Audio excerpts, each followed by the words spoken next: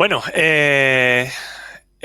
buenas a todos y a todas. Seguimos con este bloque de charlas de la PyCon 2021 y vamos a continuar con la siguiente charla que se llama Clean Architectures with Fast API por Álvaro del Castillo. Bueno, damos paso a Álvaro, le presento Sí, antes de entrar. voy a comentar un poco la charla que va a dar.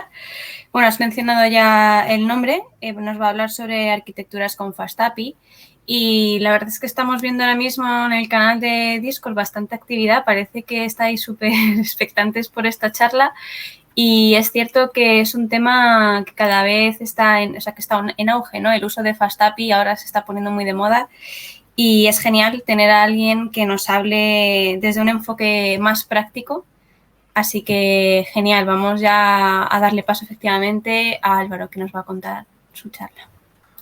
Bueno, mientras Hola aquí está Álvaro, Álvaro. ¿estás por aquí? Hola, ¿qué tal? Buenos días. Bueno, Álvaro viene de Madrid, corrígeme si me equivoco, trabaja en una empresa que se llama Smart Protection Ujú.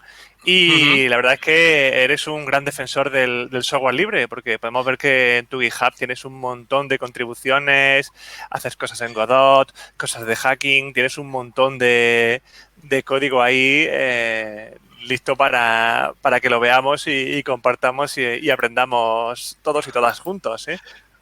Sí, sí, la verdad que me he pasado media vida con eso de software libre, desde el principio de los orígenes con Richard Stallman y compañía, entonces pues lo llevo como muy dentro. Y entonces allí donde voy siempre procuro siempre, por un lado, defender un poco el software libre, el open source, y por otro lado, pues a dar un poco de difusión de las tecnologías principales que hay vamos, que están basadas con él. Genial, genial. Pues te damos paso ya, Clara y yo, a que empieces tu charla, que seguro que es una pasada, porque ya dice Clara que ya hay mucho movimiento ya en el Discord, ¿eh? De acuerdo, pues a Sí, ver, sí. venga, a ver si me defraudamos. Mucha suerte. Gracias.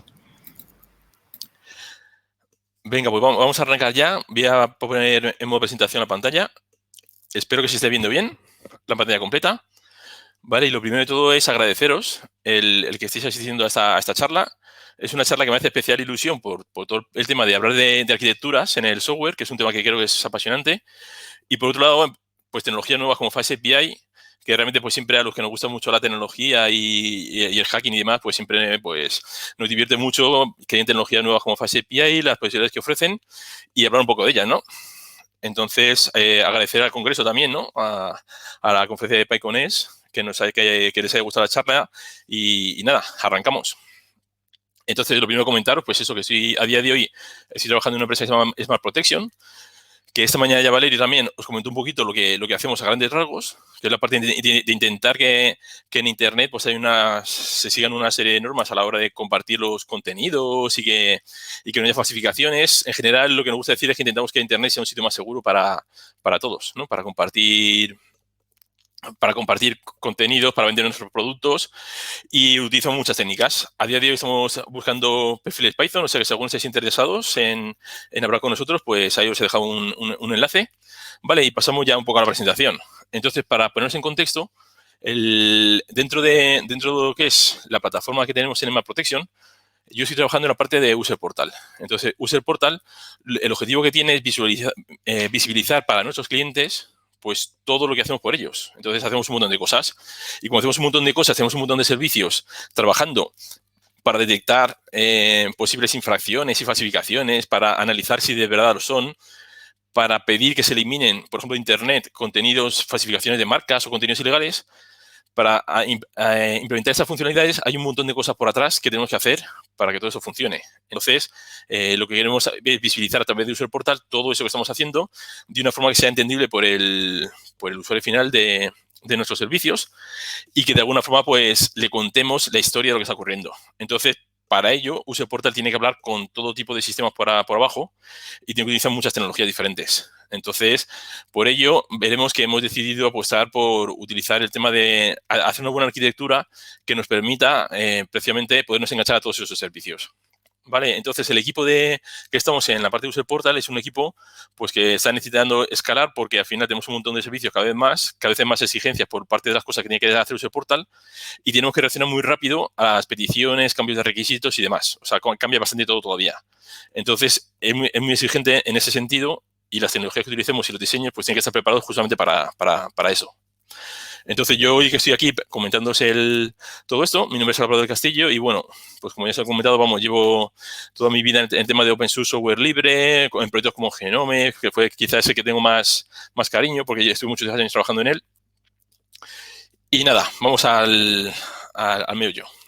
Arrancamos con la parte de Clean Architectures, que va a ser la parte menos práctica de la charla, ¿vale? La de fase API va a ser mucho más práctica, pero queríamos enmarcarlo porque la fase API de por sí solo pues no deja de ser una tecnología más, que como veremos, lo que luego se marca es un mecanismo que nos sirve para ofrecer API REST. Pero realmente nosotros queremos ir más allá. O sea, realmente para nosotros el ofrecer la lógica vía API REST es un medio para conseguir un fin. Y el fin realmente está recogido en lo que es la arquitectura que estamos diseñando. Entonces, a la hora de diseñar las arquitecturas, intentaré no enrollarme mucho en esta parte porque, vamos, esto podemos hablar horas y horas, ¿no? Pues para nosotros una arquitectura de software pues no deja de ser el cómo contar esos grandes elementos que forman nuestro sistema, lo que son y cómo se relacionan entre ellos. ¿Vale? Entonces, hay muchas formas de definir las arquitecturas, de diseñarlas. Y yo creo que lo que fundamentalmente diferencia a las arquitecturas de software con respecto a las arquitecturas más tradicionales, como de edificios, de puentes, de carreteras, es que tienen que estar diseñadas para el cambio. O sea, nosotros vivimos en el cambio constante y no podemos hacer cosas que no puedan cambiar.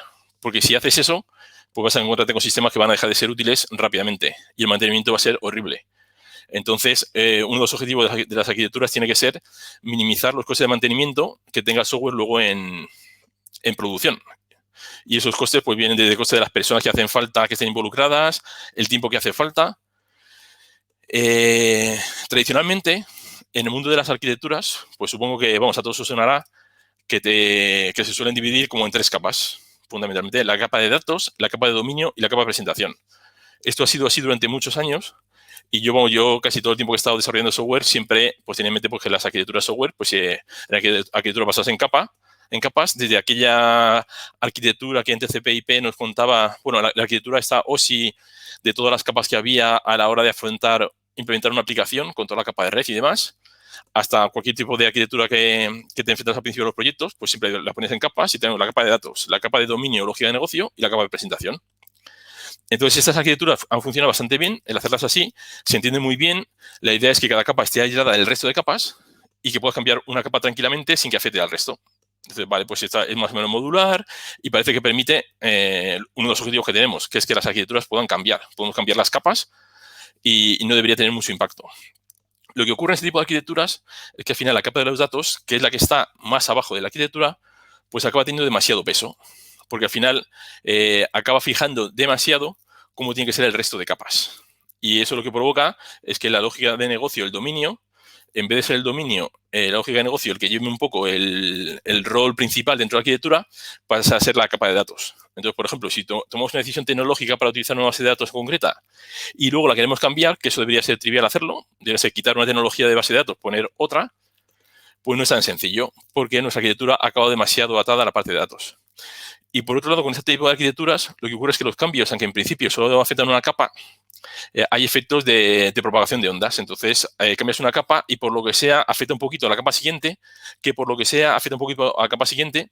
Y ese aislamiento entre capas hay veces que no es tan fuerte como nos gustaría. ¿Vale?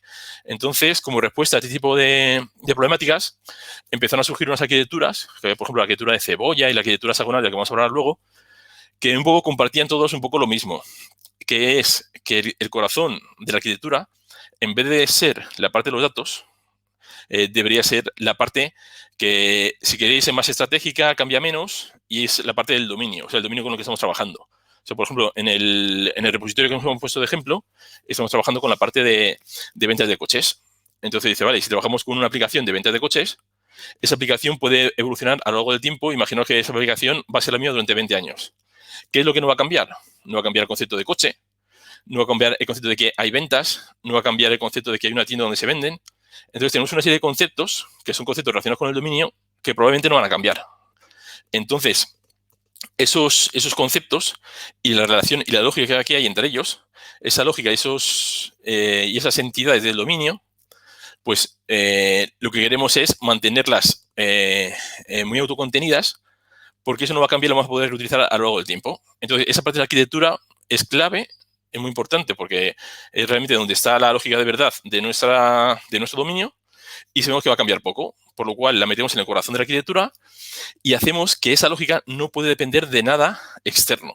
Esa lógica no puede depender de que utilicemos, por ejemplo, FastAPI, no puede depender de que utilicemos MySQL, no puede depender de que utilicemos un sistema de colas, o no puede depender de que utilicemos cualquier tipo de tecnología.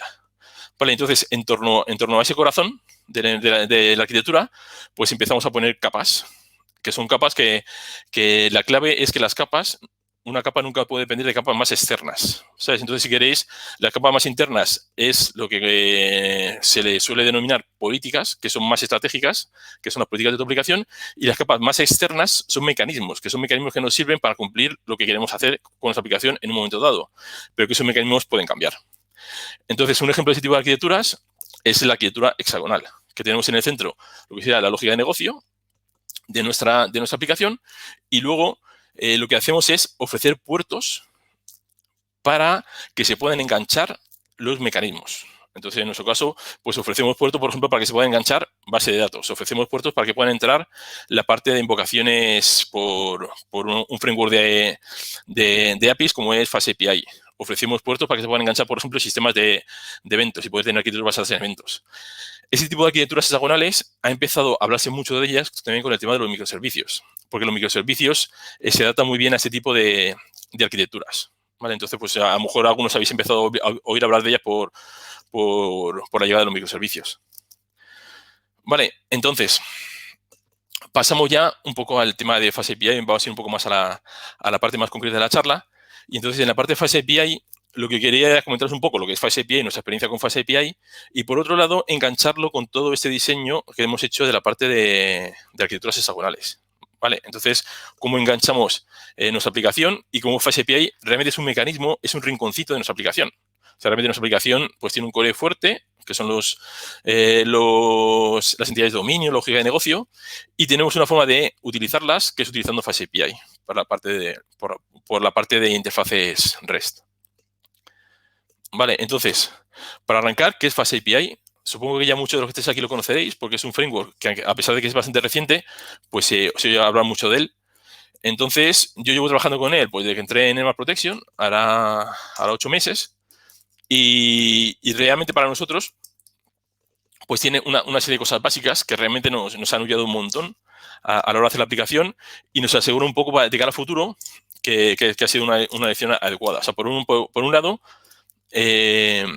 lo que hace FastAPI es basarse en tecnologías maduras y recientes, ¿no? O sea, son tecnologías, por ejemplo, como Starlet, que lo que hace es, vale, FastAPI, cuando tienes una aplicación basada en FastAPI, sabes que es una aplicación ASGI.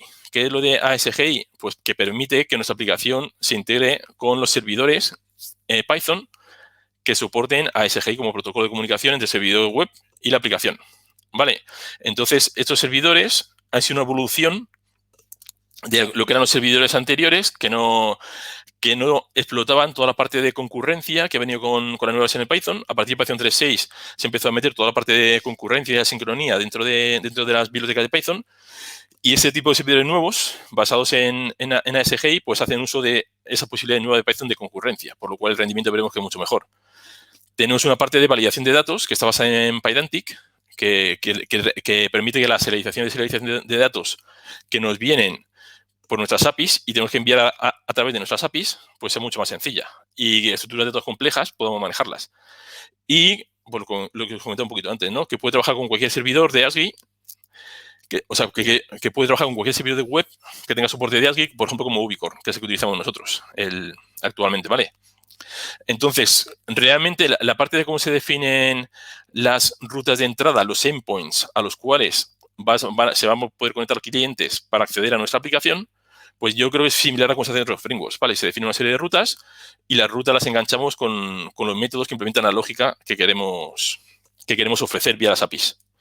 Vale, entonces, entrando un poquito más en detalle, cuando hablamos de la parte de ASCII, pues ASCII es la especificación, evolución, que ha sido evolución de WSGI, que viene aparte de definir la interfaz de comunicación entre la aplicación y el servidor de web. Vale, entonces, al utilizar ASCII, pues como comentaba antes, se explota toda la parte que tiene Python ahora de concurrencia y podemos hacer el uso de llamadas asíncronas dentro de la parte del servidor web y dentro de nuestra aplicación.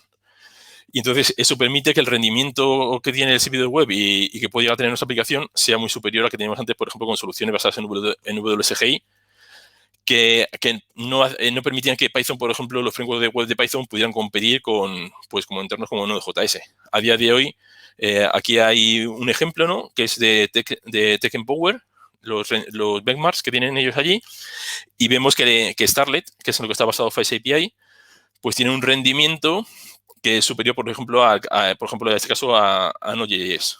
¿Vale? Entonces, realmente estos rendimientos no llegan a ser comparables a lo que son otro tipo de lenguajes, por ejemplo, como frameworks basados en Java y demás, pero para lo que son los entornos basados en lenguajes dinámicos, como Python, JavaScript, Ruby, PHP y Perl, pues ahora con Python estamos si queréis, en la franja alta de rendimiento gracias a este tipo de soluciones. ¿Vale? Luego, aparte, al utilizar ASCII, pues tiene cosas, por ejemplo, la implementación de los WebSockets, ahora es natural hacerla. O sea, no hay problemas con implementar WebSockets utilizando Fast API.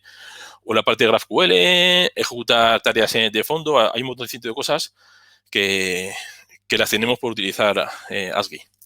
Vale, hay una parte a mí que me gusta especialmente, que es la de hacer toda la parte de validación de datos. Porque esta parte suele ser bastante compleja en cuanto a la aplicación va evolucionando y los datos de entrada y salida son más complejos. Los diccionarios, por ejemplo, si pensáis en el JSON, en el payload que enviamos en nuestras APIs, ese JSON, al principio de las APIs, pues suele ser sencillito, se va complicando y al final pues acaba siendo pues unos JSON que son unos diccionarios complejos que tienen subdiccionarios, tienen listas, tienen arrays y demás. Entonces, lo que es cómo gestionar el tratamiento de esos datos y la validación, pues acaba siendo complejo. Es una tarea compleja, que esto es la parte, pues siempre hablamos de la parte de serializar y deserializar los datos que nos vienen desde la API REST. Que nos lo envíe, pues que nos lo envíe. Vale, entonces, el creador de Fast API decidió basarse en Pydantic para hacer toda esa parte. Y lo cual es bastante maravilloso, porque una vez que tienes utilizando Pydantic, el funcionamiento es, nosotros, por ejemplo, recibimos los datos en formato JSON.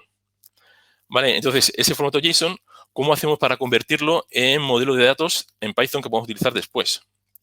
Pues Pydantic se encarga de hacerlo, él solito. Entonces, tú defines, por ejemplo, en ese caso, en ese ejemplo que vemos aquí, pues definimos una clase usuario, el modelo de datos de un usuario, con una serie de campos. ¿Vale? Entonces, veis que en los campos utilizamos tipos. ¿Vale? Entonces, la clave de Pydantic es que utilizamos los type hints de Python para definir los modelos de datos. Y en el sequeo se utiliza esa información de los tipos para ser capaz de validar los datos. Entonces, creamos una clase, le decimos, vale, pues un usuario tiene que tener un identificador, sí o sí, porque veis que esto no es opcional. Puede tener un nombre, que si no viene el nombre, el valor por defecto es Lisa Pérez. Luego puede tener un campo opcional de tipo datetime. Y por último, puede tener una lista que puede venir vacía o no vacía de amigos. Entonces, vea que es importante esto cuando decimos de valor por defecto, el tipo es opcional, no es opcional. Todos ese tipos son conceptos que luego se van a validar cuando vengan los datos en el JSON. Y luego acaban siendo muy importantes en cuanto la aplicación se empieza a complicar. Entonces, dentro de los modelos de datos de Pydantic, podemos especificar ciertas configuraciones. Por ejemplo, que no permitimos que nos vengan campos adicionales dentro del modelo de datos. ¿Vale? O sí.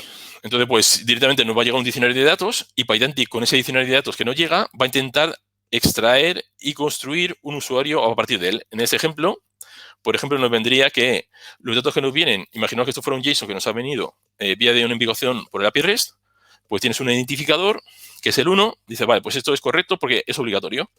Luego, el nombre no viene, en el external data no viene nombre. Bueno, no pasa nada, porque el nombre tenemos un valor por defecto que lo podríamos rellenar, que se llama Lisa Pérez.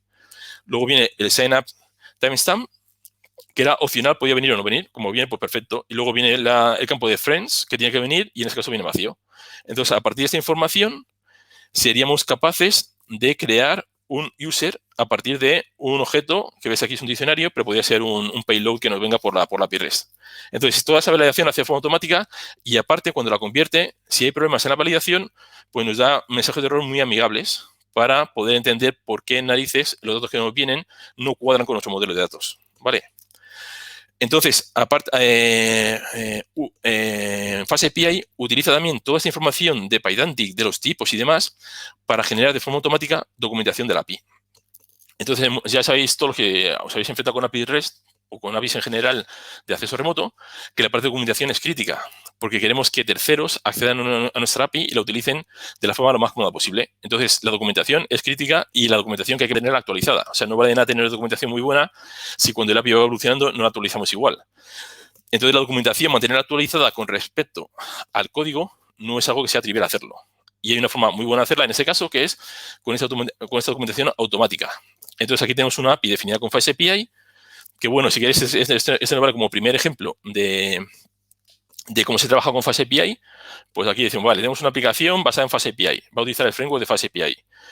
En el caso de que a nuestra aplicación le llegue un get del raíz, eso sería que llegue una petición HTTP get del raíz.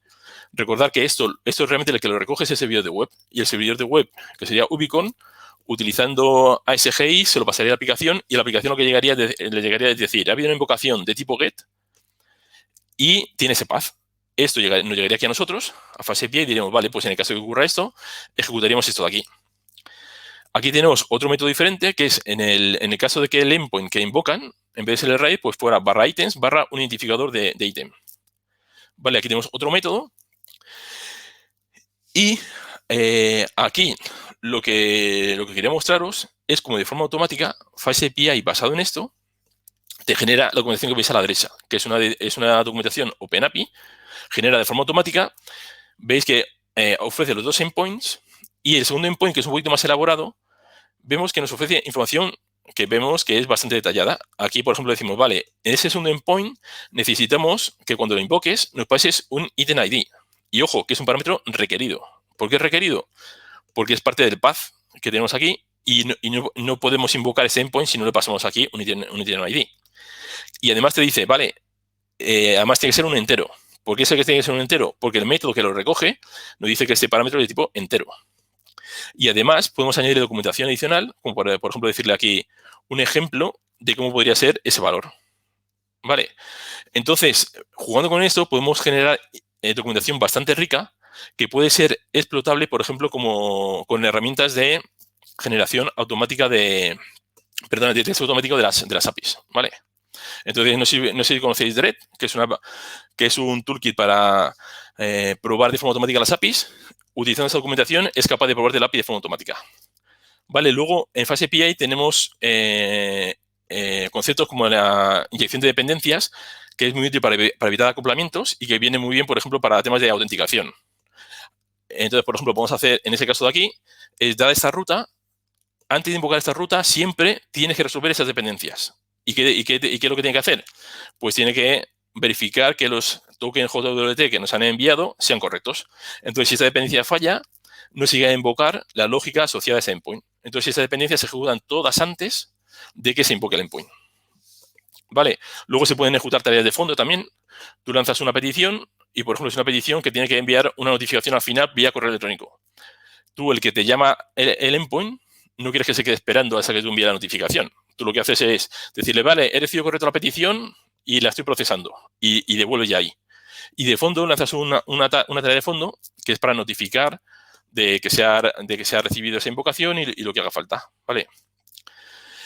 Entonces, nosotros lo que hacemos es, para enganchar FastAPI con nuestra arquitectura hexagonal, lo que hacemos es definimos la parte del dominio con su lógica de negocio, sus casos de uso y demás, y desde FastAPI, cuando implementamos los métodos que nos llegan las llamadas a los endpoints, esos métodos acaban llevando a los casos de uso que tenemos en la lógica de la aplicación. Es decir, que nosotros implementamos nuestra API utilizando la lógica de la aplicación, que en ese caso se utiliza desde FastAPI, pero se podría utilizar desde cualquier otro tipo de entrada al sistema. Vale, entonces ya para cerrar, comentaros que en el caso de User Portal, que es un poco el caso en el que más se está trabajando, pues arrancamos el diseño inicial utilizando Domain Driven Design. Entonces definimos una serie de dominios. Por ejemplo, en este caso identificamos que había reports, que teníamos activos los assets y tenemos contenidos. Entonces, estos eran los dominios que detectamos dentro de User Portal y a partir de ahí empezamos a construir nuestra arquitectura hexagonal. Entonces, en la arquitectura hexagonal, pues tenemos los dominios en el centro, la aplicación, que serían los casos de uso. Entonces, tanto dominio como aplicación no dependen para nada de la parte de infraestructura. Y en la parte de infraestructura, por ejemplo, en el caso de Fast API, que la tenemos aquí en la parte de usuario con Fast API, es esta parte de aquí la que invoca la lógica de negocio que está dentro. O sea, la implementación de Fast API depende de la aplicación del dominio, no al revés.